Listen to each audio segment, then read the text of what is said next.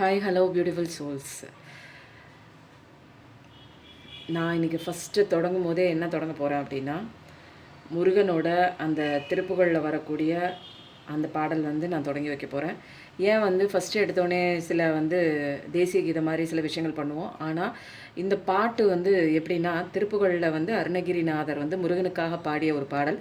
இந்த பாட்டை கேட்கும்போதே, கண்ணை மூடி கேட்கும்போதே எனக்கு என்ன ஆச்சு, முருகன் அப்படியே ஒரு நிமிஷம் கண்ணுக்கு முன்னாடி வேலோடையும் மயிலோடையும் வந்துட்டு போனதாக எனக்கு அப்படியே ஃபீல் ஆணுச்சு. அப்படியே தலையிலேருந்து கால் வரைக்கும் எனக்கு என்னோட அந்த வைப்ரேஷன், கடவுள் வந்துட்டு போன அந்த வைப்ரேஷன் ஃபீல் ஆணுச்சு. அந்த பாட்டை எனக்கு தெரிஞ்ச மாதிரி நான் பாடுறேன். பாட்டு அப்படி இப்படி இருந்தாலும் அந்த ஒரு வார்த்தைகளை பிடிச்சிக்கோங்க. எப்படி இருக்குது, உங்களுக்கு ஏதாவது தாக்கத்தை ஏற்படுத்தியிருக்கா அப்படின்னு சொல்லுங்கள். ஓகேவா?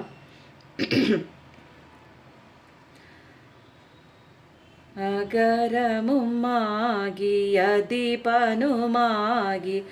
யதிகமுமாகி யகமாகி அயனனவாகி அரியனவாகி அறவெனவாகி அவர் மேலாய் இகரமுமாகி எவைகளுமாகி இனிமயுமாகி வருவோனே இருநிலமீதி வெளியனும் வாழ எனது முன்னோடி வரவேணும் மகபதியாகி மருவும் வளாரி மகிழ்களி கூறும் வடிவோனே வனமுறை வேடனருளிய பூஜை மகிழ் கதிர்காமமுடையோனே ஷெககன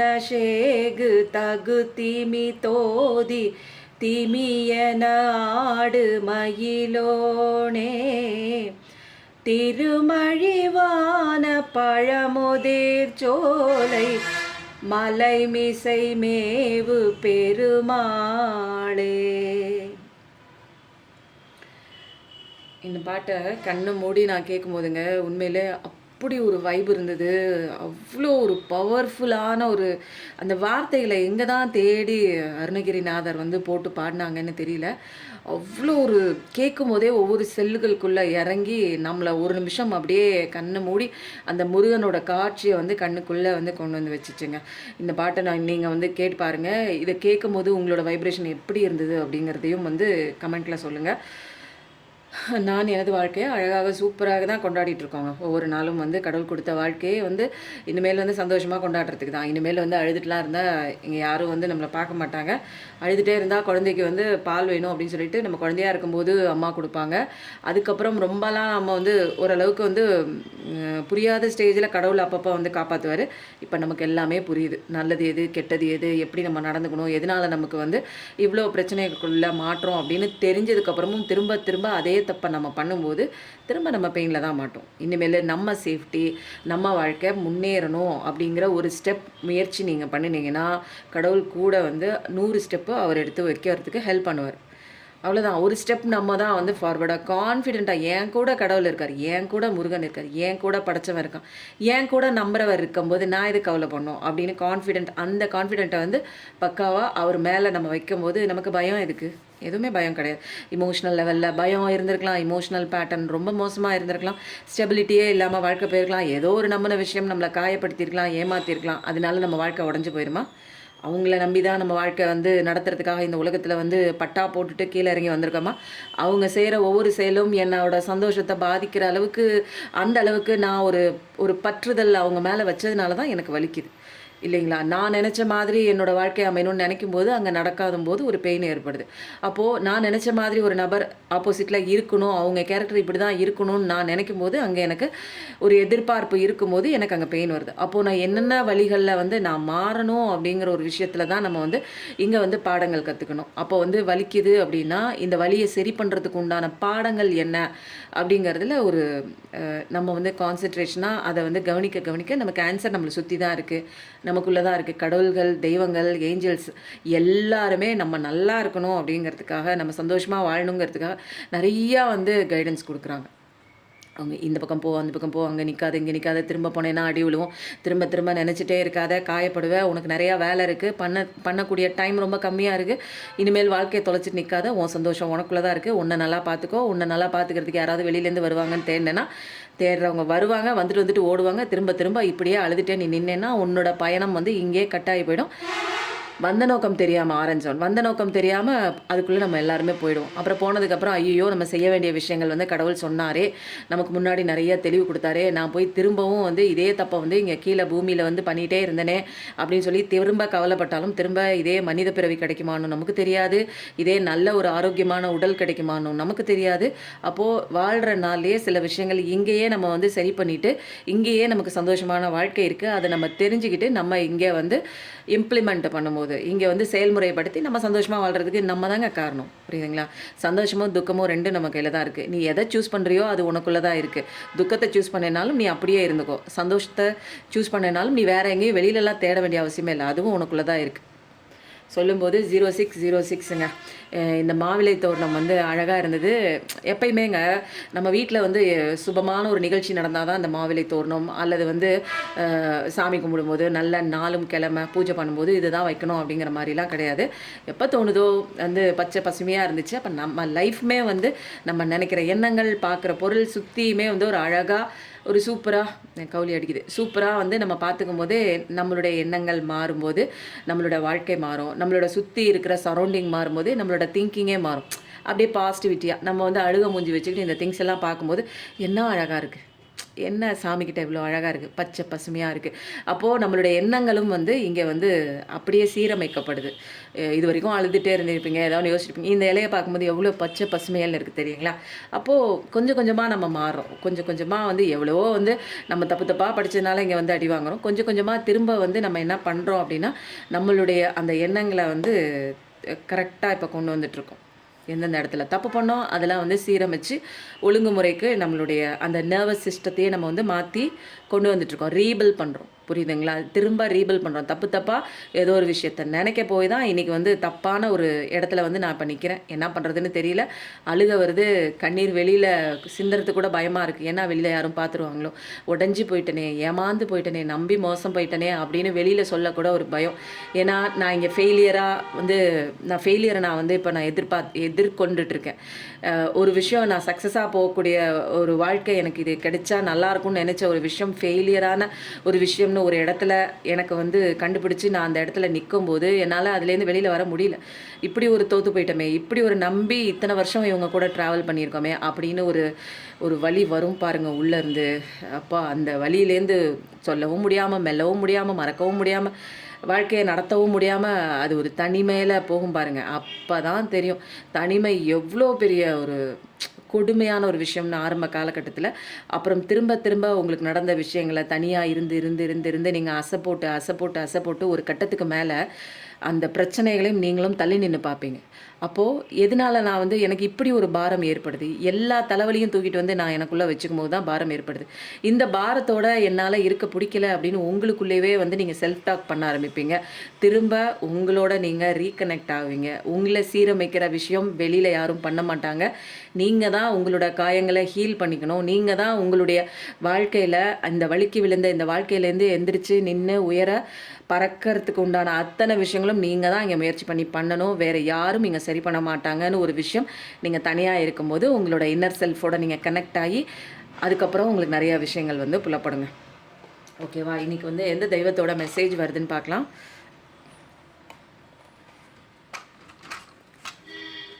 சொல்லும்போது 0909 வந்திருக்கு.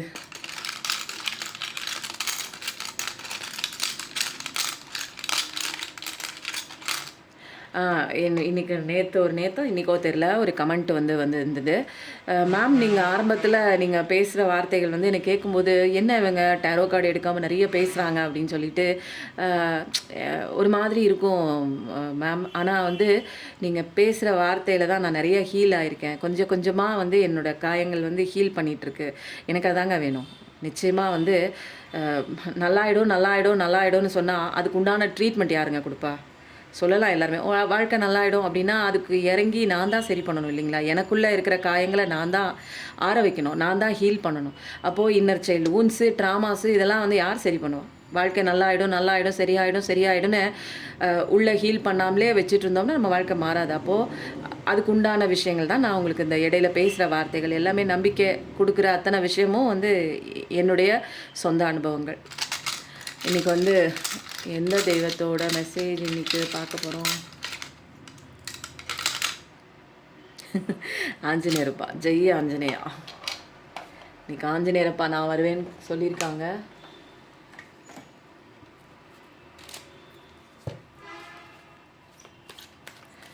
அமாவாசை நாள் அதுவும் ஆஞ்சநேயரப்பா வந்திருக்காங்க.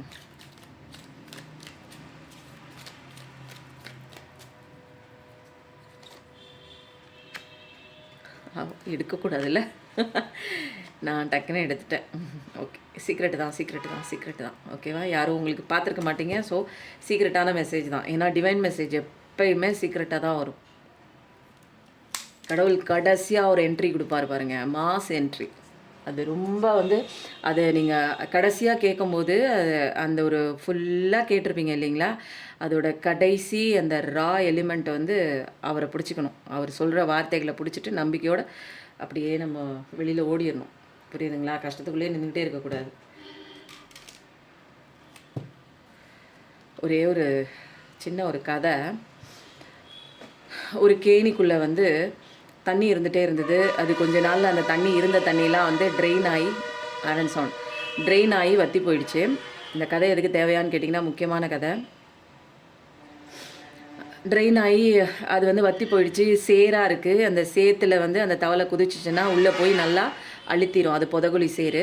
இது தெரிஞ்சுக்கிட்ட அந்த தவளைங்கெல்லாம் என்ன பண்ணுச்சு, கொஞ்சம் கொஞ்சமாக வந்து தாவி தாவி ஒரு பெரிய தவளை, அப்பா தவளை, அம்மா தவளை, சித்தப்பா தவளை, அக்கா தவளை, அண்ணா தவளை, இவங்கெல்லாம் வந்து என்ன பண்ணிடுறாங்க, அப்படியே ஒரு ஜம்ப் அடித்து எனர்ஜியை கொடுத்து ஜம்ப் அடித்து வெளியில் வந்துடுறாங்க. கேணியிலேருந்து விட்டு தாவி வெளியில் வந்துடுறாங்க. ஆனால் ஒரு குழந்தை, ஒரு பேபி தவளை வந்து என்ன பண்ணுது, இதிலேருந்து தாவி வெளியில் வரணும்.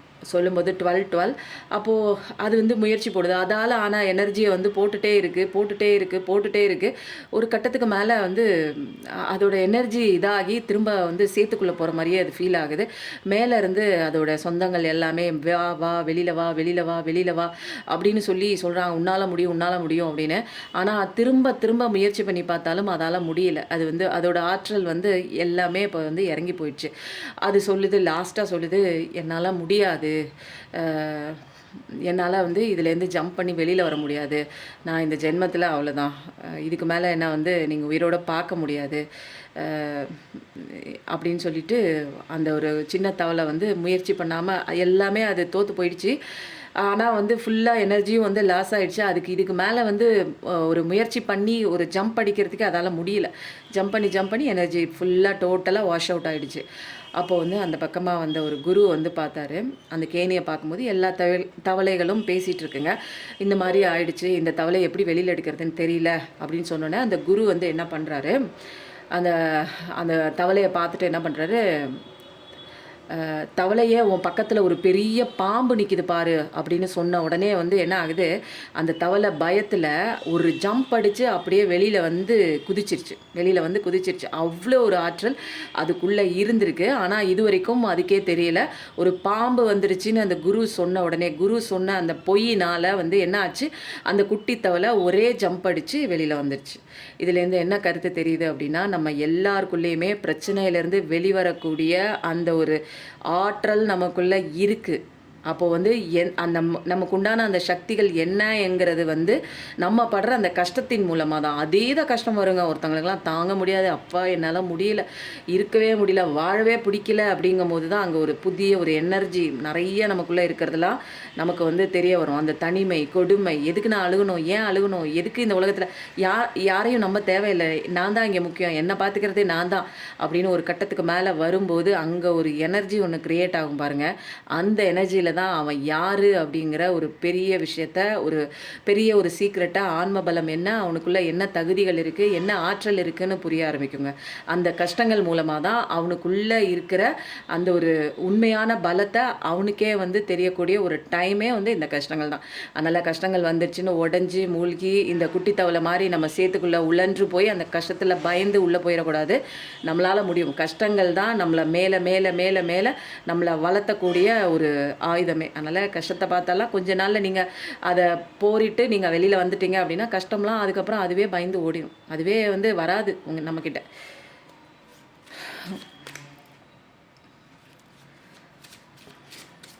இன்றைக்கி வந்து சோல் சிம்பனி கார்ட்ஸில் இப்போ இன்றைக்கி வந்து என்ன கதை வந்து வரப்போகுது அப்படின்னு பார்க்கலாம். ஒவ்வொரு நாளும் ஒவ்வொரு கதை வருது. ஒரு அஞ்சு செக்ஷன் எடுத்துகிட்டு நமக்கு உண்டான என்ன கதை வருதுன்னு பார்க்கலாம்.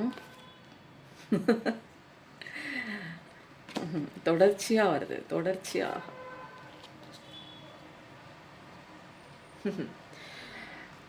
பார்க்க இதில் வந்து இதுதான் அப்படின்னு கிடையாது. இதில் மோஸ்ட் ப்ராமினெண்ட்டாக இருக்கிறது ஏர் சைன்ஸு, ஜெமினி, லிப்ரா, அக்வேரியஸ். உங்களோட சைனாக இருக்கலாம், உங்கள் பார்ட்னரோட சைனாக இருக்கலாம். அப்போது வந்து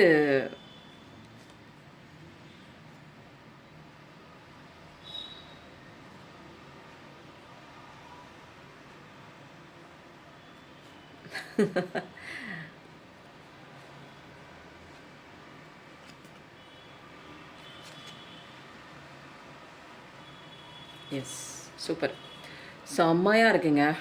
உங்களோட அந்த ரிலேஷன்ஷிப் வந்து இப்போதைக்கு ட்வின் ஃப்ளேம் தான் அவங்க ஏன்னா வந்து சில பேருக்கு வந்து திருமணம் ஆகி இருந்து செகண்ட் ஹாஃபில் வந்து ட்வின் ஃப்ளேம் கனெக்ஷன் வரும். சில பேருக்கு வந்து ஃபஸ்ட்லேயே வந்துடும், கல்யாணத்துக்கு முன்னாடியே வரும். ஆனால் ட்வின் ஃப்ளேம் அப்படிங்கிறது வந்து ஒரு மேஜராக வந்து ஒரு என்ன சொல்லலாம் அப்படின்னா, உங்கள் ஏஜும் அவங்க ஏஜும் வந்து நீங்கள் உங்களை விட சின்னவங்களாக இருக்கலாம், அல்லது உங்களை விட ரொம்ப பெரியவங்களாக இருக்கலாம். ஒரு அன்மேட்சபிள், மோஸ்ட்லி வந்து ரொம்ப பெரியவங்களாக இருப்பாங்க, உங்களை விட பெரியவங்களாக இருப்பாங்க, இல்லைன்னா ரொம்ப சின்னவங்களாகவும் இருப்பாங்க. 2 கேட்டகரியுமே ட்வின் ஃப்ளேம் வருவாங்க. இது வந்து மோஸ்ட்லி வந்து கல்யாணம் ஆன பிறகு வந்து வர்றது தான் வந்து நிறைய கேட்டகரிஸில் இருக்குது. அப்போது அந்த மாதிரி ஒரு விஷயம் ட்வின் சோல் வந்து எதனால் வராங்க லைஃப்பில் அப்படின்னா, உங்களை வந்து படம் பிடிச்சு அப்படியே காட்டுவாங்க. ஆரம்பத்தில் வந்து நீங்கள் தேடுற அத்தனை விஷயத்தையும் வந்து கொடுப்பாங்க. அதுக்கப்புறம் விட்டு போகும்போது தான் வந்து தெரியும் அந்த ட்ரிகரு, ட்ராமாஸு, இன்னர் சைல்டு ஊன்ஸு, நீங்கள் இப்போ வாழ்ந்துட்டுருக்க அந்த வாழ்க்கையில் ஒரு சாட்டிஸ்ஃபேக்ஷன் இல்லாத வாழ்க்கையாக நீங்கள் வாழ்ந்துட்டுருப்பீங்க. ஒரு அடிமைத்தனமாக, அல்லது வந்து உங்கள் சோலுக்கு பிடிக்காத ஒரு வாழ்க்கை, கடமையேன்னு வாழ்ந்துட்டுருப்பீங்க. ஒரு எல்லாத்துக்கும் வந்து பொறுப்பேற்றுட்டு அவங்களுக்கு அது செய்யணும், பிள்ளைங்களுக்கு இது செய்யணும், புருஷனுக்கு அது செய்யணும், ஒரு கடமையே வந்து செஞ்சுட்டே இருப்பீங்க. உங்களை மறந்துட்டு சில விஷயங்கள் பண்ணிகிட்டு இருக்கும்போது ஆரம்பத்தில் உங்களை தங்கமாக தாங்கினது எது அப்படின்னா உங்களோட ட்வின் சோல் தான். அதுக்கப்புறம் உங்ககிட்ட இருக்கிற அந்த பாசிட்டிவ் பாயிண்ட்டும் வந்து நீங்கள் எதிர்பார்த்து நிற்கிற தங்கமாக ஏன் தாங்குறாங்கன்னா, நீங்கள் உங்களுடைய அந்த ஒரு எக்ஸ்பெக்டேஷன், என்னை வந்து யாரும் பார்த்துக்கல, என்னை சாப்பிட்டியான்னு கேட்கல, நான் இருக்கேன் நானே கண்டுக்கவே இல்லை யாருமே அப்படிங்கிற மாதிரி ஒரு நேரத்தில் இந்த ஒரு உறவு உங்களுக்குள்ளே வந்து எல்லா நீங்கள் ஆசைப்பட்ட அத்தனை விஷயங்களும் அவங்க வந்து உங்களுக்கு கொடுப்பாங்க. உங்கள் லைஃப்பில் ஃபஸ்ட் லைஃப்லேயா இருக்கலாம், அல்லது வந்து இப்போ லவ் பண்ணிவிட்டு கல்யாணம் ஆன பிறகும் ட்வின் சோல் பார்க்கலாம், அல்லது லவ்வர்ஸ்குள்ளேயும் அந்த ஒரு லவ் பண்ணுற சுச்சுவேஷன்லேயும் நீங்கள் அந்த மாதிரி வந்து ஒரு ட்வின் சோலை பார்க்கலாம். வந்து நல்லா வந்து லவ் பண்ணுவாங்க, திடீர்னு வந்து அவங்க காணா போகும்போது அப்போ தான் நமக்கு தெரியும் நம்மக்கிட்ட ஏதோ ஒன்று வந்து குறை இருக்குது அப்படிங்கிறத வந்து அவங்க வந்து சொல்லிட்டு போயிருப்பாங்க. ட்வின் சோல் அப்படிங்கிறது வந்து என்னென்னா, ஒரு இமோஷ்னல் லெவலில் நல்லா வந்து ஒரு பாண்டிங் ஆகி ஒரு ஸ்டேபிளாக இருந்துட்டு ஒரு கட்டத்துக்கு மேலே இமோஷ்னல் ஃபியரில் உங்களோட பார்ட்னர் வந்து என்ன பண்ணுவாங்க அப்படின்னா, உங்களை விட்டு தாண்டி வெளியில் போக ஆரம்பிச்சிருவாங்க. சில சமயம் வந்து என்ன ஆகுது அப்படின்னா, உங்களால் வந்து நீங்கள் வந்து ஓவர் அன்பு கொடுத்துருப்பீங்க, ஓவராக நம்பி இருக்கலாம், ஓவராக அடிக்ஷன், ஓவர் எக்ஸ்பெக்டேஷன், இதெல்லாமே உங்களுக்குள்ளே இருக்கிற உங்களையே மறந்துட்டு நீங்கள் வந்து 24 மணி நேரமும் வந்து அவங்களுக்காகவே அவங்கள பற்றி சிந்தனை, அவங்கள பற்றி யோசிக்கிறது, வேலை செய்கிற நேரம் போக அடுத்த செகண்ட் அவங்க தாட்டு, அடுத்த செகண்ட் அவங்கள பற்றி பேசுகிறது. அப்போது வந்து உங்களை நீங்கள் வந்து மறந்துட்டீங்க. ஏதோ ஒரு விஷயம் வந்து அவங்க வந்து உங்களுக்கு வந்து உங்களுக்குள்ளே இல்லாத விஷயத்த அவங்க வந்து நிறைய கொடுக்கறதுனால அப்படியே டோட்டலாக வந்து ஒரு பைத்தியமாக நம்ம வந்து என்ன ஆகிடுவோம், அவங்க மேலே வந்து ஒரு அட்டாச்மெண்ட்டுக்குள்ளே போயிடுவோம். அப்போது இதில் வந்து என்னென்னா அட்டாச்மெண்ட் வைக்க வைக்க நம்மளுடைய அன்பு வந்து இது வந்து என்னென்னா எனர்ஜி ரூபத்தில் தான் நம்ம பார்க்கணும் ட்வின் சோல் கனெக்ஷனாலே. அப்போது எனக்கு உண்டான அத்தனை எனர்ஜியும் நான் என்ன பண்ணுறேன், எடுத்துக்கொண்டே என்னோட ட்வின் சோல் கிட்ட நான் கொடுத்துட்றேன். அப்போ வந்து என்ன ஆகுது, அவங்க வந்து இதை சுமக்க முடியாத பாரத்தினால என்ன பண்ணுறாங்க, பயந்து போய், ஏன்னா ஓவர் எனர்ஜி இருக்குது. அப்போ பயந்து போய் என்ன பண்ணுவாங்க, இந்த ரிலேஷன்ஷிப்பை வந்து ஹேண்டில் பண்ண முடியாமல், இது வந்து என்னென்னா ஸ்பிரிச்சுவல் ரீசன் இது. இப்போ நீங்கள் வெளியில் பார்க்குறது 1000 காரணம் இருக்கலாம். அவங்க வந்து உங்களை வேணான்னு சொல்லிட்டு இன்னொரு விஷயத்துக்காக போகலாம், அம்மா காரணம்னு சொல்லலாம், அக்கா காரணம்னு சொல்லலாம், வேற ஒரு தேர்ட் பார்ட்டி இருக்குது, கெரியர் காரணம் சொல்லலாம், நீ வந்து செட் ஆக மாட்ட, நீ வந்து வயசில் மூத்தது, வயசில் கம்மி, இந்த மாதிரி ஏஜ் டிஃப்ரென்ஸ் இருக்குன்னு சொல்லி அவாய்ட் பண்ணலாம். நீங்கள் கிட்டக்க வர வர அவங்க வந்து அவாய்ட் பண்ணிவிட்டு வேறு விஷயம் போகலாம், வேறு ஒன்று அவங்க லைஃப்பில் சூஸ் பண்ணியிருக்கலாம். அப்போ வந்து ஏன் இந்த மாதிரி ஒரு காலகட்டம் வரைக்கும் வந்து நம்பிக்கையாக இருந்த ஒரு விஷயம், அந்த ஒரு நபரை வந்து உங்களால் மறக்க முடியாது. ஏன்னா இவங்க தான் வந்து உங்களுக்கு பாடம் சொல்லி கொடுக்க வந்த சோல். அப்போ உங்கள் சோல்லேருந்து வந்த ஒரு சோல் தான். அதனால தான் உங்களால் வந்து டக்குன்னு இவங்களை வந்து மூவ் ஆன் பண்ண முடியாது. இதெல்லாமே வந்து ஒரு ஸ்பிரிச்சுவல் காரணத்துக்காக வருது. உங்ககிட்ட இருக்கிற அந்த நல்ல விஷயம், கெட்ட விஷயம், ஆன்மாக்குள்ளே இருக்கிற குட் அண்ட் பேட் திங்ஸ், இது ரெண்டுமே காட்டக்கூடிய ஒரு விஷயம் யார் அப்படின்னா உங்கள் சோல் மட்டும்தான். உங்களுக்குள்ளே இருக்கிற அந்த ஆன்மா மட்டும்தான் உங்கள்கிட்ட இருக்கிற நல்ல விஷயமும் என்ன, கெட்ட விஷயமும் என்ன அப்படிங்கிறது ஓப்பனாக வந்து சொல்லும். அப்போ வந்து நம்மளால் வந்து சில விஷயங்கள் வந்து ஏற்றுக்க முடியாது. ஏன்னா இந்த மாதிரி பேட்டர்ன் எனக்குள்ளே இருக்குது. அட்டாச்மெண்ட்டில் நான் போகிறேன், ஒருத்தங்களை ரொம்ப ஓவராக நம்புகிறேன், ஒருத்தங்க வந்து என்னோடய ஹாப்பினஸ் எல்லாம் அவங்க பேசினாதான் அப்படிங்கிற மாதிரி சில விஷயங்கள் நான் வந்து எனக்குள்ளே வந்து நான் வந்து அவங்க மேலே வந்து ஆசை, பாசம், நேசம், ஆஞ்சநேயர் பாசா ஆமாங்கிற மாதிரி அந்த வகை சாயிறார், பாசம், நேசம் இதெல்லாம் வந்து ஓவராக ஒருத்தர் மேலே வச்சிடறோம். புரியுதுங்களா? நம்ம மேலே வைக்கிற ஒரு கான்ஃபிடென்ட் இல்லை, நம்ம மேலே வைக்கிற ஒரு ஒரு ஒரு பாசம் இல்லை, ஒரு லவ் இல்லை. என்ன எனக்கே பிடிக்கல, பட் அவங்கள தான் எனக்கு வந்து என்னை விட அவங்களுக்கு வந்து அவங்கள எனக்கு ரொம்ப பிடிச்சிருக்கு. ஏன் அப்படின்னா அவங்க வந்து என் கூட இருக்கும்போது நான் ரொம்ப ஃபீல் பண்ணுறேன், நானாக ஃபீல் பண்ணுறேன், நான் என்னோட இயல்பில் இருக்கேன், நான் ரொம்ப சந்தோஷமாக இருக்கேன். என்னை வந்து இது வரைக்கும் யாருமே ஒரு பொருட்டாக ஒரு பிளேஸ், ஹையர் பிளேஸ் கொடுத்து என்னை வந்து யாரும் பார்க்கல.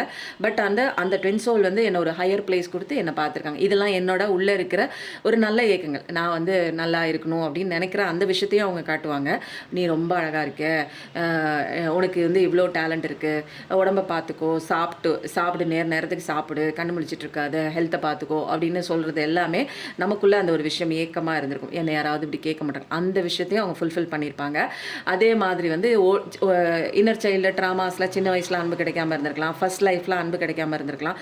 அப்போது இந்த inner life wounds, inner child wounds, இது எல்லாமே நம்ம வந்து என்ன பண்ணுவோம், இதெல்லாம் பெருசாக நமக்கு வந்து தெரியவே தெரியாது. இதெல்லாம் வந்து ஆள் மனசில் ஆழமாக பதிஞ்ச விஷயத்த வந்து நம்ம என்ன பண்ணுறோம், இந்த லைஃப்பில் திரும்ப அட்ராக்ட் பண்ணுறோம். அப்போது எனக்குள்ளே இருக்கிற ஆழமாக பதிந்த அந்த ஒரு விஷயத்தை வந்து நான் வந்து சரி பண்ணணும் அப்படிங்கிறதுக்காக ட்வின் சோல் வந்து வருவாங்க. என்னென்ன விஷயம் நான் கற்றுக்கணும் அப்படிங்கிறத வந்து எப்போ நம்ம கற்றுக்குவோம் அப்படின்னா அவங்க விலகும் போது தான் நமக்கு ஒரு பெயின் பயங்கரமாக வரும். லைஃப்பில் எத்தனையோ பேரை பார்த்துருப்போம், எத்தனையோ பேர் நமக்கு உயிராக இருந்திருப்பாங்க. அவங்கெல்லாம் வந்து இழக்கும் போதோ இல்லை நம்மளை விட்டு இந்த உலகத்தை விட்டு போகும்போதோ வந்து கொஞ்ச நாள் வந்து துடிக்கிற நம்ம அதுக்கப்புறம் அதை வந்து அப்பப்போ இது இயற்கை தான் அப்படின்னு ஏற்றுக்கிற மனப்பக்குவம் இருந்தால் கூட, ஆனால் இவங்க வந்துட்டு போன தடம் வந்து மறக்கவே முடியாது உங்களால். அதுதான் வந்து ட்வின் சோல். அதனால தான் கடவுள் வந்து உங்கள் சோல்லேருந்து ஒரு சோலை பிரித்து ஆப்போசிட்டில் வந்து கொடுத்துருக்காங்க. நீங்கள் வந்து வெளிப்புற கண்ணோட்டத்தில் அவங்க அப்படி பண்ணுறாங்க, நான் ஒன்றுமே செய்யலை, அவங்க வந்து வேற ஒரு பர்சன் கிட்ட பேசுகிறாங்க, என்ன வந்து சீட் பண்ணுறாங்க, என்ன ஏமாத்துறாங்க அப்படிங்கிற மாதிரி இருக்கும்போது இதெல்லாம் என்ன சொல்ல வருது அப்படின்னா நீங்கள் உங்களே ஏமாற்றிக்கிறீங்க, அதை வந்து அவங்க காமிக்கிறாங்க.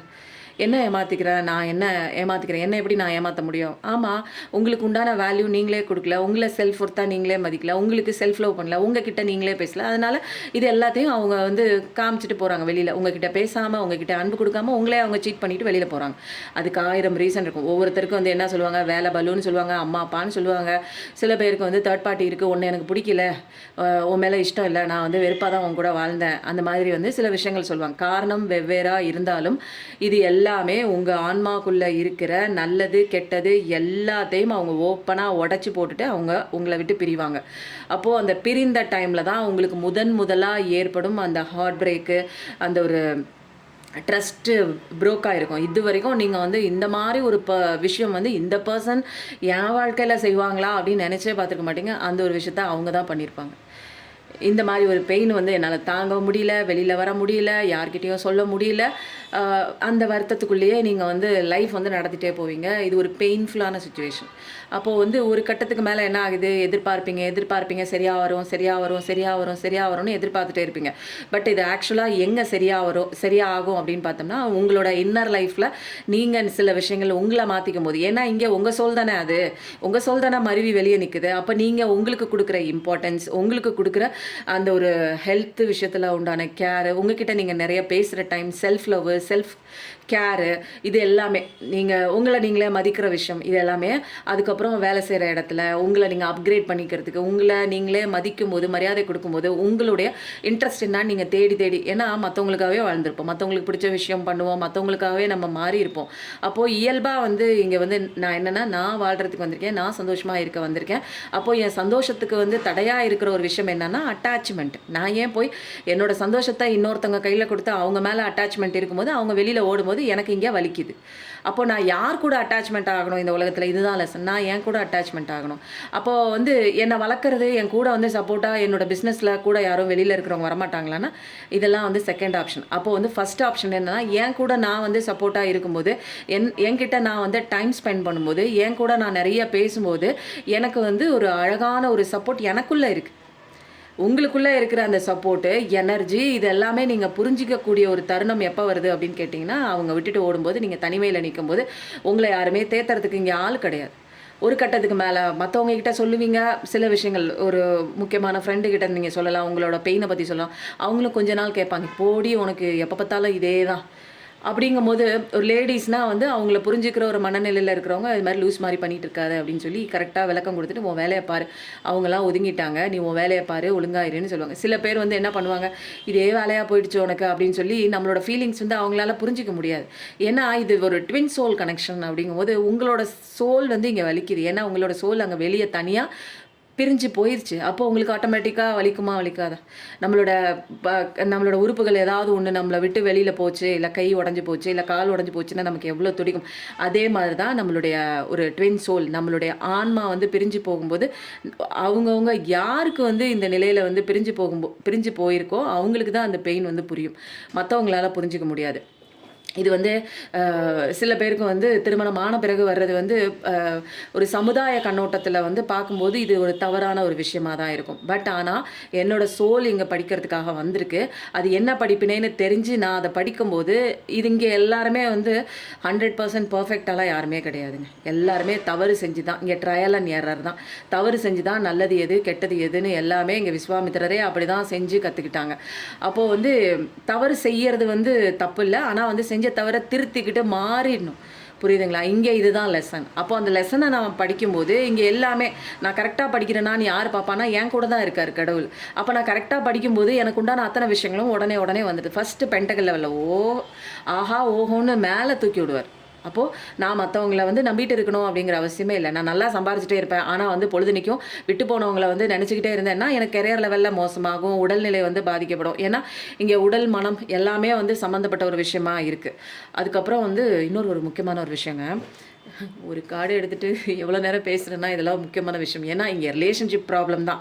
அது எப்படி சரி பண்ணுறது அப்படிங்கிற ஒரு பேசிக்கான ஒரு விஷயத்தை நம்ம தெரிஞ்சுக்கிட்டோன்னா இவ்வளோ கஷ்டப்பட்டுட்டு நம்ம உட்காந்து அழுவுறதுக்கெல்லாம் அவசியமே இல்லை. ஓகேங்களா? இன்னொரு முக்கியமான விஷயங்க, நம்ம ஆன்மாவோட பவர் என்னன்னு நம்ம தெரிஞ்சுக்கிறதுக்கு தடுக்கிற 2 விஷயம் என்ன தெரியுங்களா? உடலை டேக் கேர் பண்ணலைன்னா உடல் வந்து நமக்கு சகல விதமான நோய்களையும் வந்து கொண்டு வந்து கொடுக்கும். அப்போ வந்து நம்ம ஆன்மாவை பற்றின ஒரு சக்தியை புரிஞ்சிக்க முடியாது. அதே மாதிரி மனதையும் வந்து கரெக்டாக வந்து புரிஞ்சுக்கிட்டு அது என்ன பண்ணுது அப்படின்னு கான்ஷியஸ்னஸாக வந்து ஏற்படுற எண்ணங்கள் நம்ம கிடையாது, மனசும் நம்ம கிடையாதுன்னு அந்த ஒரு புரிதலுக்குள்ளே வரணும். ப்ரெசென்ட்டில் நம்ம வேலை செய்கிறத கவனித்து பண்ணும்போது அந்த மைண்டு கொடுக்குற அந்த தாட்லேருந்து கொஞ்சம் வெளியில் வந்து ஒரு தேர்ட் பர்சனாக விட்னஸிங் மோடில் நம்ம பார்க்கலாம். அப்போது இந்த உடலையும் மனதையும் நம்ம வந்து கரெக்டாக ஹேண்டில் பண்ண தெரிஞ்சாலே ஆன்மாவோட பவர் என்னன்னு டக்குன்னு நம்மளால் வந்து கொண்டு வர முடியும். ஏன்னா ஆன்மா வந்து ஒவ்வொரு நேரமும் ஒவ்வொரு நொடியும் நீ வந்து திருந்துறதுக்கு உன்னோட பவரை வந்து சொல்கிறதுக்கு அது வந்து இன்ட்யூஷனாக சொல்லிட்டு தான் இருக்குது. பட் நம்ம காதுக்கு கேட்காம இந்த உடல் பற்றின சிந்தனை, உடல் ஏதாவது கவலை வருது, அப்போ மனசு பாதிக்கும் போது உடலில் வந்து பிரச்சனை வருது, உடல் பிரச்சனை ஆகும்போது மனசு இது 2மே இன்டர் ரிலேட்டட். அப்போது வந்து இந்த உலகத்தில் எல்லாமே வந்து நடக்கிறதுக்கு முக்கிய காரணம் வந்து என்ன அப்படின்னு பார்த்தீங்கன்னா, மனசில் ஏற்படுற எண்ணங்கள். அப்போது மைண்ட் வந்து என்ன பண்ணுது, ட்ரிக்காக வந்து இந்த ஆன்மா கிட்ட இருந்து பவரை வாங்கி வாங்கி தான் தான் இந்த வந்து உங்களை வந்து வழிநடத்துறதா வந்து அது ஒரு மாயையை கிரியேட் பண்ணி அது உங்களை வந்து காப்பாற்றணும், உங்களை வந்து உங்கள் உயிருக்கும் சரி உங்களோட பிரச்சனையிலேருந்து உங்களை காப்பாற்றணும் அப்படிங்கிற அந்த ஃபைட் அண்ட் ஃப்ளைட் மோடுக்காக என்ன பண்ணும், எப்பயுமே உங்களை அலர்ட்டாக வச்சுக்கிறேங்கிற பேரில் நிறைய சிந்தனைகளை கொண்டு வந்து கொடுத்துட்டே இருக்கும். அப்போ அது கொண்டு வர சிந்தனைகள்லாம் என்னோடது கிடையாது. அது நான் என்னோட பர்சனலாக நான் எடுத்துக்கணுங்கிற அவசியமும் கிடையாது. அப்போது இந்த விஷயத்தினால தான் நம்ம பாதிப்படைகிறோம். அப்போது வந்து மனம் சொல்கிற அத்தனை விஷயம் எனக்கானது இல்லைன்னு நம்ம புரிஞ்சுக்கிட்டு விலகி நின்று அந்த உணர்வுகளை, நினைவுகளை, எண்ணங்களை நம்ம பார்க்கும்போது நம்ம இந்த அட்டாச்மெண்ட்லேருந்து வெளியில் வந்துடலாம். அப்போ தான் நமக்கு தெரியும். அப்போது மெடிடேஷன் வந்து பண்ணும்போது தான் நம்ம வேறு இந்த உடல் வேறு, மனம் வேறு, எண்ணங்கள் வேறுன்னு புரிஞ்சிக்கக்கூடிய ஒரு தத்துவம் மெடிடேஷனில் தான் வருது. மெடிடேஷன் கிளாஸும் போயிட்டுருக்கு. ஓகேங்களா? அப்போ வந்து உடலை வந்து பார்த்துக்கணும் அப்படின்னா, நீங்கள் கண்ணா பின்னான்னு நம்ம பிடிச்சதெல்லாம் நம்ம ஒரு கவலையாக இருந்தாலே வந்து என்ன பண்ணுவோம், ஒன்று சாப்பிடாமலே இருந்து உடலை கெடுத்துக்குவோம், இல்லைன்னா வந்து தேவையில்லாத ஜங்க் ஃபுட்ஸு எதையோ ஒன்று கண்டது கிடையாது, அது ஆரோக்கியமின்மையாக இருக்கும், அதை வந்து சாப்பிடுவோம், ஓவராக சாப்பிடுவோம், ஒரு குண்டாகவும் ஃபேட்டி ஆகிடுவோம். அப்போது எக்ஸசைஸும் பண்ண மாட்டோம், எப்போ பார்த்தாலும் படுத்துக்கிட்டு எதையாவது ஒன்று யோசிச்சுக்கிட்டு கவலைப்பட்டுக்கிட்டே லைஃபே வந்து ஒரு என்னென்னா ஒரு பிடிக்காமல் நம்மளை பிடிக்காத மாதிரி ஒரு ஆக்கி விட்டுரும். அப்போது நம்ம என்ன பண்ணலாம், நீங்கள் என்ன வேணாலும் தப்பு பண்ணாலும் சரி, அந்த ஒரு விரதம் இருக்கும்போது நம்மளோட உடலுக்கு பண்ணுற அந்த துரோகத்தை வந்து நம்மளால் வந்து காப்பாற்ற முடியும். ஏன்னா நம்ம தேவையில்லாத உணவுகள் நிறைய சாப்பிட்ருப்போம் இல்லைங்களா, அதெல்லாம் வந்து உடம்புல ஒட்டுறதுக்கு வந்து ஒரு குறிப்பிட்ட நாட்கள்னு ஒன்று இருக்குங்க. அதில் வந்து மாதத்தில் 2 நாள் வரக்கூடிய, வாரத்தில் 1 நாள் வந்து விரதம் இருந்தீங்க, ஒரு வேளை விரதம் இருந்தாலும் சரி, 2 வேளை விரதம் இருந்தாலும் சரி, அப்போது வந்து என்ன ஆகும், நம்ம உடலில் இருக்கிற அந்த கழிவுகள் வந்து நம்மளை விட்டு வெளியில் போகும். அதனால தான் வெள்ளிக்கிழமை விரதம், செவ்வாய்க்கிழமை விரதம், அமாவாசை விரதம், ஆடி விரதம், அப்புறம் வந்து பௌர்ணமி விரதம், இந்த மாதிரி நிறைய விரதங்கள், பிரதோஷ விரதம், பஞ்சமி விரதம், இந்த மாதிரி நிறையா பண்ணுறாங்களா. ஏகாதேசிக்கு வந்து அவ்வளோ ஒரு பெரிய பவர்ஃபுல்லாக இருக்குங்க. மாதத்துக்கு 2 தடவை வருது. அப்போது மாதத்துக்கு அந்த பெரியவர்கள் முன்னோர்கள்லாம் கண்டுபிடிச்சி தான் கொடுத்துருக்காங்க. மாதத்துக்கு 2 நாள் வரக்கூடிய அந்த ஏகாதேசி அப்படின்னா, நீ 14 நாள் வந்து உடம்பை கெடுத்து என்னென்ன விஷயங்கள் வந்து சாப்பிட்ருந்தாலும் அந்த ஏகாதேசி அன்னைக்கு எடுக்க போகிற அந்த விரதத்தின் மூலமாக உன்னோட உடலில் படியக்கூடிய அந்த நச்சுத்தன்மை, தேவையில்லாத கழிவுகள் எல்லாத்தையும் வெளியேற்றிடும். அதனால தான் ஏகாதேசி மாதத்தில் 2 நாள் வர்றதை வந்து நீங்கள் விரதம் இருந்து உங்களுடைய உடல் கழிவுகள் வெளியில் போகவே உடல் வியாதிகள் நமக்கு வராது. அப்போது உடல் வியாதிகள்லேருந்து தப்பிக்கணும் அப்படின்னா வேறு ஒன்றுமே இல்லை, உண்ணாமை, அதான் சாப்பிடாம உணவு இருந்தாமல் உண்ணா நோன்பு இருக்கிறது தான் நமக்கான ஒரு விஷயமே. ஆனால் நிறைய பேர் இப்போ வந்து என்ன பண்ணுறாங்க, மாத்திரை மருந்துலாம் எடுத்துக்கிறாங்க. ஸோ வந்து அதில் வந்து விதிவிலக்கு நீங்கள் சொன்னீங்க அப்படிங்கிறதுக்காக நான் மாத்திரை வந்து ஒன்றுமே சாப்பிடாம மாத்திரை போட்டு மயக்கம் அடித்து விழுந்துட்டேன்லாம், இது வந்து உடல்நிலை பாதிக்கப்பட்டவங்களுக்கு இல்லை மருந்து மாத்திரை எடுத்துக்கிறவங்களுக்கு இது வந்து இப்போதைக்கு நீங்கள் புதுசாக பண்ணலாம் முடியாது. உடல்நிலை ஆரோக்கியமாக இருக்குது, எனக்கு ஒரு பிரச்சனை இருக்குது, எனக்கு வந்து என்னோடய ட்வின் சோல் பிரச்சனை, எனக்கு ரிலேஷன்ஷிப் பிரச்சனை, எனக்கு காசு பிரச்சனை, எந்த பிரச்சனையாக இருந்தாலும் ஃபஸ்ட்டு வந்து உடம்பை நம்ம பார்க்கணும். புரியுதுங்களா? மனசை பார்க்கணும், உடம்பை பார்க்கணும். இது ரெண்டையும் அழகாக வச்சுக்கிட்டாலே நம்ம பிரச்சனையை பாதி வந்து சால்வ் ஆகிடும். ஓகேங்களா? நம்மக்கிட்ட நிறைய நேரம் பேசுகிறது. அப்போது இந்த ஏகாதேசி இந்த 2 தினங்களை நீங்கள் சூஸ் பண்ணி என்றைக்கு வருதுன்னு அந்த மாதத்தில் முன்னாடி நோட் பண்ணிவிட்டு அன்றைக்கி ஃபுல்லாக வந்து நீங்கள் என்ன பண்ணலாம், துளசி தீர்த்தம் குடிக்கலாம். சஷ்டி அன்றைக்கி மிளகு தீர்த்தம் குடிக்கணும். அப்போது நம்ம முன்னோர்கள் கரெக்டாக சொல்லியிருக்காங்க, சஷ்டி விரதத்தை அன்றைக்கி மிளகு தீர்த்தம் குடிங்க, ஏகாதசி அன்னைக்கு துளசி தீர்த்தம் குடிக்கும் போது உடலில் இருக்கிற அத்தனை டாக்ஸின்ஸும் உங்கள் உடம்புல தங்க விடாமல் அது வெளியில் எடுத்துகிட்டு வந்துடும். அப்போ உடலையும் மனசையும் நம்ம தான் பார்த்துக்கணும். இதெல்லாம் வேறு யார் பாப்பா? எனக்கு பிரச்சனை தீரணும் அப்படின்னா ஃபஸ்ட்டு நம்ம பேசிக்காக நம்மளை ஃபஸ்ட்டு சரி பண்ணணுங்க. அப்போது நம்ம உடலையும் மனசையும் சரி பண்ணாலே நம்ம பாதி பிரச்சனை தீர்ந்த மாதிரி தான். அப்போ ட்வின் சோல் கனெக்ஷன் தான். அப்போ வந்து உங்களை வந்து டினையல் பண்ணியிருப்பாங்க, நிறைய விஷயங்கள் வந்து தவறாக நடந்திருக்கும், உங்களுக்கும் அவங்களுக்கும் வாக்குவாதத்தில் பிரிஞ்சு போயிருக்கலாம், வேறு ஒரு விஷயம், வேறு ஒரு பார்ட்டி, தேர்ட் பார்ட்டி இருக்கலாம், எது வேணாலும் இருந்து பிரிஞ்சு போயிருக்கலாம். அப்போ வந்து கான்ட்ரடிக்ஷனாக இருக்கும், உங்களுக்கும் அவங்களுக்கும் எதிர்மறையான, நீங்கள் ஒன்று சொல்ல அவங்க ஒன்று புரிஞ்சிக்க, கொஞ்சம் கொஞ்சமாக இந்த ரிலேஷன்ஷிப்பில் டைம் கொடுக்கறது வந்து நின்று போயிருக்கோம். உங்களை அவாய்ட் பண்ணிவிட்டு நிறைய விஷயங்கள் அவங்க பண்ணுறது உங்களால் வந்து ஏற்றுக்க முடியாத சுச்சுவேஷன், உங்களை வெறுக்கிற அந்த தருணங்கள் உங்களால் ஏற்றுக்கவே முடியாது. விடிய அழுவீங்க, என்ன பண்ணுறதுன்னு தெரியல, ஏன் இப்படி எனக்கு ஒரு நிலை எனக்கு வந்துச்சு, இது நாள் வரைக்கும் என்னோட உறவாக இருந்தது, என் கைக்குள்ளே இருந்தது, இன்றைக்கி என்னை விட்டு பிரிஞ்சு போகிறதுக்கு என்னால் தாங்க முடியல அப்படின்னு சொல்ல முடியாத பெயினில் வந்திருப்பீங்க. வாழ்க்கையே வந்து ஒரு பிடித்தம் இல்லாமல் ஒரு என்ன அப்படின்னா எனக்கு பிடிக்கவே இல்ல. நான் இப்படி இருக்கிறது எனக்கு பிடிக்கவே இல்ல. ரொம்ப நாளா அழுதுட்டே இருந்திருப்பீங்க. ரொம்ப நாளா வெயிட்டிங் எனர்ஜில இருந்திருப்பீங்க. அப்புறம் ஒரு கட்டத்துக்கு மேல உங்க பெர்சனுடைய அந்த ஒரு மனச்சுமையும், உங்களோட மனச்சுமையும் சேர்ந்து சுமக்கிற மாரி இருக்கும். அவங்க இப்படி பண்றாங்களே, அவங்க வந்து எதனால இப்படி பண்ணியிருப்பாங்க? ஏன் அப்படி அவங்க பண்ணாங்க? இப்படிலாம் பண்ணக்கூடிய ஒரு பெர்சன் இல்லையே! என்ன காரணமா இருக்கும்னு இப்படின்னு அவங்கள பத்தியும் யோசிச்சுட்டு, உங்களோட அந்த ஒரு மனச்சுமை இருக்கும் பாருங்க. அந்த ஒரு எமோஷனல் லெவல்ல அந்த ஒரு பெயின், பர்டன் இதெல்லாம் உங்களோடதையும் தாங்க முடியாம, அவங்களோடதையும் தாங்க முடியாம ஒரு கட்டத்துக்கு மேல அமைதிய தேடி எங்கிட்டாவது ஓடணும் அப்படிங்கிற மாரி இருக்கும். ஏன்னா, இந்த நிலைமையில என்ன பார்க்கறதுக்கு எனக்கு பிடிக்கல. ஒர்ஸ்ட்டா இருக்கு. இது எந்திரிக்கும்போதே நான் எந்திரிக்கிறதுக்கு முன்னாடி என் கவல தான் ஃபர்ஸ்ட்டு எந்திரிக்குது. தூங்கும்போதே கவலையோட தான் சேர்ந்து நான் தூங்குறேன். அப்ப ஆழ் மனசுல கொஞ்சம் கொஞ்சமா வந்து நெறைய விஷயங்கள் பதிவு பண்றேன். எனக்கு ஒரு கட்டத்துக்கு மேல எனக்கு அமைதி தேவைப்படுது. எனக்கு நிம்மதி தேவைப்படுது. எனக்கு இதோட வாழ எனக்கு பிடிக்கலன்னு ஒரு கட்டத்துக்கு மேல டிவைன் ஃபெமினைன், ரேர் கேஸஸ்ல டிவைன் மாஸ்குலைன் வந்து எடுக்கிற அந்த முடிவு தான் அவங்கள வந்து ஒரு அழகான பாதைய நோக்கி அந்த தனிமையான ஒரு வாழ்க்கை வந்து கொடுமை கிடையாது. இது உங்கள பதப்படுத்தக்கூடிய ஒரு இனிமையான ஒரு காலம் அப்படிங்கிறத புரிஞ்சுக்கிட்டு, உங்கள செதுக்குற காலம் வந்து இங்கருந்து தொடங்க ஆரம்பிக்கும்.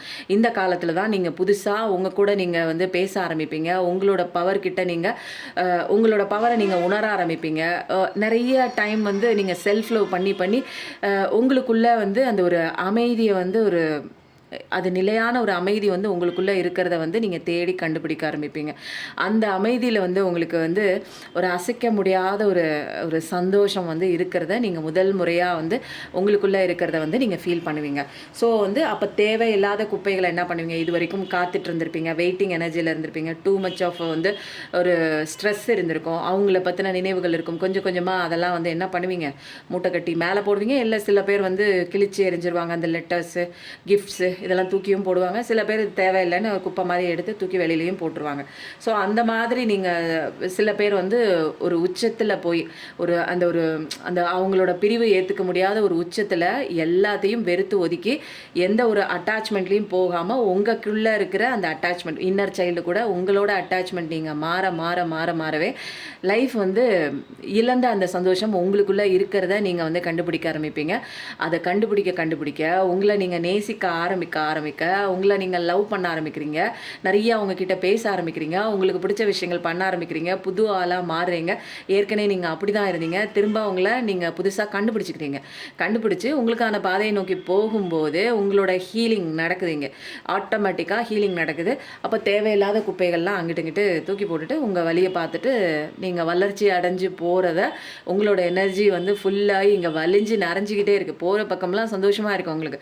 ஏன்னா சந்தோஷத்தை நீங்கள் வந்து எந்த நபர்கிட்டையும் நீங்கள் கொடுக்கல. ஒரு ஹெல்த்தியான ஒரு பவுண்டரிஸ் போடுறீங்க நீங்கள் சந்திக்கிற நபர்கள். ஏன்னா இங்கே பாதைகள் வந்து வேகமாக மூவ் பண்ணுறீங்க. வித் காடோட பிளெஸிங்கோட கடவுள் நம்பிக்கையோட நீங்கள் அழகாக வந்து போயிட்டே இருக்கீங்க. ஸோ வாழ்க்கை வந்து என்னமோ ஒரு புதுசாக இருக்குது. தனியாக இருந்தாலும் ஆனால் வந்து சூப்பராக இருக்குது. எனக்கு இது ரொம்ப பிடிச்சிருக்கு. என் கூட நான் இருக்கிறதே என்னை வந்து ரொம்ப சந்தோஷமாக வைக்குது. ஏதோ ஒன்று தொலைச்ச விஷயம் திரும்ப எனக்கு கிடைச்ச மாதிரி இருக்குது அப்படிங்கிற ஒரு ஃபீலிங்கோட ஜாலியாக லைஃப்பை வந்து என்ஜாய் பண்ண ஆரம்பிப்பீங்க. நிறைய ட்ரிப் போயிருப்பீங்க. நிறைய தனியாக கோயிலுக்கு சில பேர் போக ஆரம்பிப்பாங்க. சில பேர் வெளிநாடுக்கு போவாங்க. சில பேர் வெளியூருக்கு போய் அந்த நேச்சரோட கனெக்ட் ஆவீங்க. புல்தரையில் உட்காருவீங்க. அப்படியே முன்னெல்லாம் வந்து என்ன பண்ணுவீங்க? நடந்து முடிஞ்ச விஷயங்களை யோசிச்சுட்டு இருந்திருப்பீங்க. இப்போ வந்து உங்கள் எண்ணங்கள் வந்து அப்படியே பிளாங்காக இருக்கும். அப்படியே வந்து என்ன பண்ணுவீங்க? லைட்டாக முகத்தில் ஒரு ஸ்மைலோடு என்ன பண்ணுவீங்க? இந்த இயற்கையில் அந்த அசைகிற அந்த இலைகள், அந்த மரத்தில் ஏற்படுற அந்த காற்று, அந்த குயிலோட சத்தம், அந்த பட்டர்ஃப்ளை பறக்கிற ஒரு அழகான விஷயம், அதெல்லாம் வந்து கொஞ்சம் கொஞ்சமாக நீங்கள் அதை பார்த்து ரசிக்க ஆரம்பிப்பீங்க. ஏன்னா சின்ன வயசில் நீங்கள் எப்படிலாம் இருந்தீங்களோ அதெல்லாம் உங்களுக்குள்ளே திரும்ப மலரும் நினைவுகளை உங்களுக்குள்ளே வர ஆரம்பிக்கும். உங்களை நீங்களே வந்து பழைய குப்பையாக இருந்த உங்களை அட்டாச்மெண்ட்டில் இருந்தது, டிப்ரெஷனில் இருந்தது, எக்ஸ்பெக்டேஷனில் ஒருத்தங்க வரணும்னு காத்துட்டு இருந்தது எல்லாத்தையும் தூக்கி ட்ராஷில் போட்டிங்க. எதில்? குப்பை தொட்டியில் போட்டுட்டு உங்களுக்கான ஒரு அழகான வாழ்க்கையை வேறு யாரையும் நம்பாமல் உங்களை மட்டுமே நம்பி கடவுள் கையை பிடிச்சிட்டு நேராக அழகாக போகிறீங்க. வெற்றி மேலே வெற்றியாக நீங்கள் உங்கள் வாழ்க்கையில் பார்க்கும்போதே உங்களுக்கே ரொம்ப சந்தோஷமாக இருக்குது. என்ன இவ்வளோ வெற்றி! இது நாள் வரைக்கும் நான் இப்படி ஒரு ஃபினான்ஷியல் லெவலில் நான் இவ்வளோ ஒரு உயரத்துக்கு நான் போனதே இல்லை. எல்லா விஷயமே உங்களுக்கு சக்ஸஸ் ஆகும். நீங்கள் நினச்ச விஷயம் இது பண்ணணும்னு நினச்சிருப்பீங்க. ஆட்டோமேட்டிக்காக அந்த விஷயம் உங்கள் கை கிட்ட வந்திருக்கும். அதை செய்யக்கூடிய ஒரு அர்ஜ் வந்து உங்களுக்கு யூனிவர்ஸ் கிரியேட் பண்ணும். அந்த விஷயத்தை நீங்கள் செய்வீங்க. டக்குன்னு ஒரு பல நாள் வந்து முயற்சி பண்ணி உங்களுக்கு வந்து சரியாகாத ஒரு விஷயம், முன்னேற்றம் கொடுக்காத ஒரு விஷயம், டக்குன்னு ஒரு சின்ன ஒரு கிளிக்கில் வந்து ஒரு ஏகபோகமாக பயங்கர ஒரு வளர்ச்சி அடைஞ்சிருப்பீங்க. நீங்கள் வைரம்ங்கிறத நீங்கள் புரிஞ்சிக்கக்கூடிய ஒரு தருணமே வந்திருக்கும். இது நாள் வரைக்கும் நான் வந்து என்னை வந்து ஒரு செல்ஃப் ஒர்த் இல்லையோ, என்னை யாரும் வந்து லவ்ஸ் பண்ண மாட்றாங்க, என்னை யாரும் ஏற்றுக்க மாட்றாங்க, ஒரு இன்ஃபீரியாரிட்டி காம்ப்ளெக்ஸ், நான் அதுக்கெல்லாம் ஒர்த் இல்லாத ஒரு பர்சன், என்னை யாரும் மதிக்க மாட்றாங்க அப்படிங்கிற ஒரு இன்ஃபீரியரில் இருந்திருப்பீங்க. இப்போ வந்து நீங்கள் யார், நான் வைரம் அப்படிங்கிறத நீங்களே வந்து உங்களுக்குள்ளேயே வந்து புரிஞ்சுக்க ஆரம்பிப்பீங்க. ஆழமாக நீங்கள் புரிஞ்சிக்க நல்ல ஒரு சந்தோஷமான ஒரு அழகான வாழ்க்கைக்குள்ளே நீங்கள் என்ட்ரி ஆகுறீங்க. அப்புறம் உங்களை விட்டுட்டு போன அந்த ஒரு சோல் பார்ட்னர் என்ன ஆவார், அவருக்கு அங்கே லெசன் கிடைக்கும். நம்பி போன விஷயம், உங்களை விட்டு போன விஷயம், அங்கே ஒரு பயங்கரமாக வந்து அடி கிடைக்கும். அந்த அடி கிடைச்சி திரும்ப வந்து உங்களை காண்டாக்ட் பண்ணுவாங்க. இது கண்டிப்பாக வந்து இட் டேக்ஸ் வந்து டைம். இது வந்து எதனால் வந்து நான் டைம் சொல்கிறேன் அப்படின்னா, உங்களோட ஹீலிங் வந்து இங்கே பக்காவாக வந்து நடந்திருக்கணும். அதே சமயம் நீங்கள் ஹீலாகவே அங்கே வந்து ஒரு பக்கத்தில் அடி விழுகும். அவங்க நம்பி போன விஷயம் வந்து அது வந்து ஏமாந்து போயிருப்பாங்க, நம்ம வச்சு ஏமாற்றிருக்கும். உங்களை எப்படி அவங்க பண்ணாங்களோ அதே விஷயம் அவங்கள வந்து நம்ம வச்சு ஏமாற்றி போயிருப்பாங்க.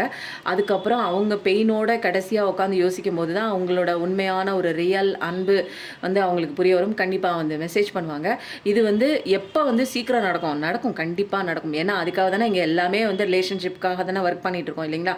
நம்ம எப்படி இன்னர் ஒர்க் பண்ணுறோமோ, அவங்க வருவாங்கன்னெலாம் இன்னர் ஒர்க் பண்ணக்கூடாது. இனிமேல் எனக்குள்ளே நான் தான் முக்கியம், இங்கே எல்லாமே அப்படிங்கிறத நினச்சி இன்னர் ஒர்க் பண்ணணும். அப்படி நீங்கள் பண்ணும்போது தான் வேகமாக வந்து அவங்களுக்கான லெசன் வந்து பயங்கரமாக விழுகும். கூடிய சீக்கிரம் நம்பி போயிருப்பாங்க, டக்குன்னு அவங்க வாழ்க்கையில் எல்லாமே வந்து நடந்து முடிஞ்ச மாதிரி இருக்கும். ட்ராமாலாம் நடந்து முடிஞ்சிருக்கும். அவங்க வந்து உங்களை தேடி வருவாங்க கண்டிப்பாக. ஓகேவா? இதெல்லாம் கண்டிப்பாக நடக்கும். இதெல்லாம் வந்து என்ன நான் அப்படியெல்லாம் நடக்கும்னு ஏன்னு சொல்கிறேன்னா, இதெல்லாம் பிரபஞ்ச சட்டம், விதிகள். கடவுள் போட்ட விதிகள் எல்லாத்துக்குமே ஒன்று தான். கதைகள் அப்படி இப்படி இங்கே ஒன்று அங்கே ஒன்று கொஞ்சம் சேஞ்சஸ் ஆகும். ஏன்னா எல்லாருக்கும் ஒரே கதையெல்லாம் இங்கே கொடுக்க மாட்டாங்க. அப்படி இப்படின்னு மாறும். பட் வந்து படிப்பினை அப்படிங்கிறது ஒன்று தான்.